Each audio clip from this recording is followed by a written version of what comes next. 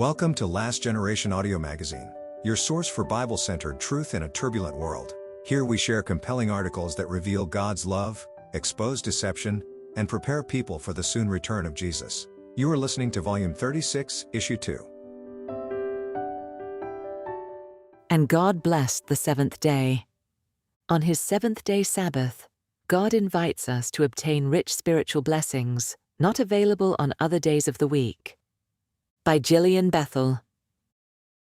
Do you ever stop? Life can sometimes seem like an endless flow of demands on our time and energy. We just keep going, day in and day out, but we long for a way to get off the treadmill. The good news is that God has already provided a way. One of Jesus' most wonderful promises is, "Come to me, all you who labor and are heavy laden, and I will give you rest.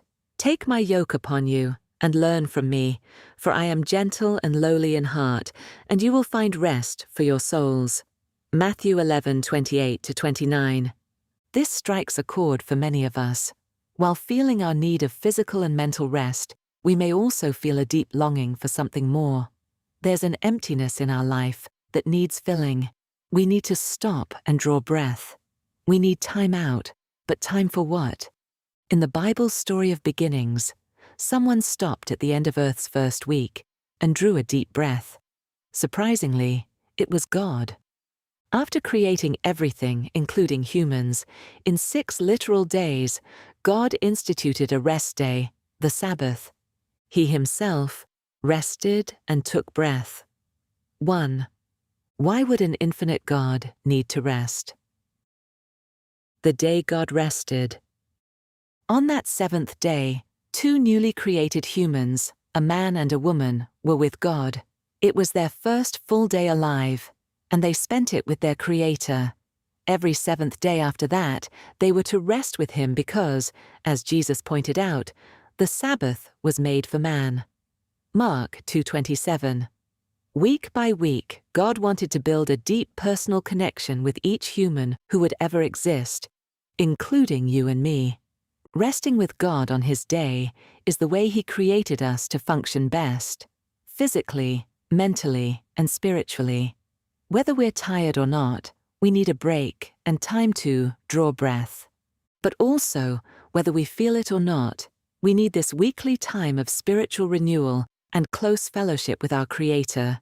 We're designed for it. Nothing else can replace this relationship because of who God is.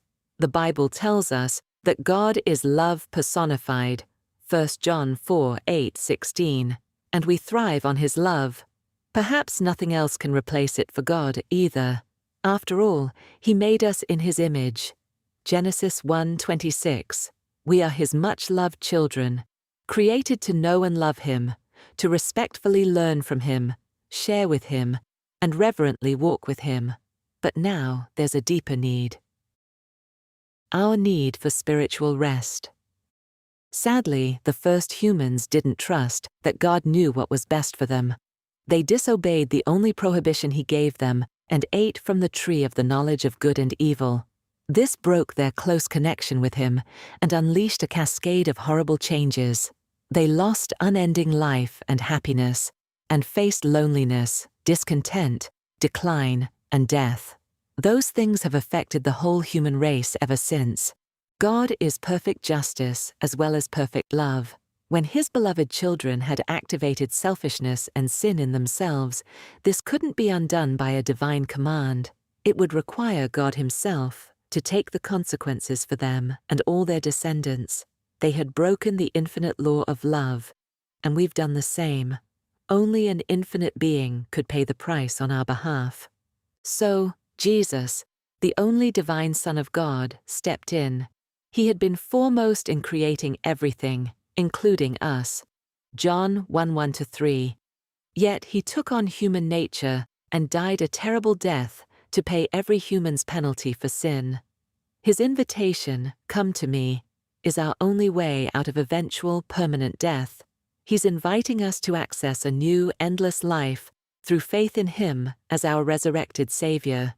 This is the light yoke that He speaks of. When we take His yoke, we form a union with Him that changes our mindset from serving self to serving God and others. We nurture this union by spending daily time with God in the Bible. But God's weekly Sabbath rest is where we find deeper connection with God and Jesus. It's the time when we can give them our undivided attention and loyalty. The best day of the week, spent with a father and elder brother, we're learning to know and love. God's Sabbath blessing. If we observe the Sabbath the way God designed it, we are renewed in several ways. First, God specifically blessed the seventh day, desiring to come especially close to us on that day. This means we're not free to choose our own Sabbath day. Second, He asks us to set the whole day aside for Him, from sunset Friday to sunset Saturday. This gives us a 24-hour breathing space to draw closer to Him. How do we do that? Worshipping individually and with others tops the list. We can also plan God-centered time with friends, family, and others by sharing a meal, studying the Bible together, making home or hospital visits, or making friendly calls or texts. Spending time outdoors in God's creation is especially refreshing and inspiring, and a favorite with children. God's wonderful Sabbath offers us special blessings with no weekday distractions. If we stay focused on Jesus all day, we will sense Him speaking to us in His Word, through others, and in nature, God's second book. This helps us see ourselves and others from God's perspective and enables us to face our daily challenges with new courage and faith. Jesus promises that in coming to Him, we will indeed find rest for our souls. This redemption and rest is always available.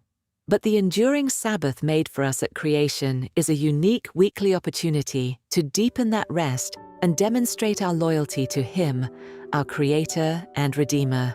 I invite you to experience this Sabbath blessing too. Gillian Bethel is the Associate Editor of Last Generation. Thank you for listening to Last Generation Audio Magazine. For more of our timely and biblical resources, including our print and digital editions, visit our website at lastgen.net and follow us on Facebook and Instagram.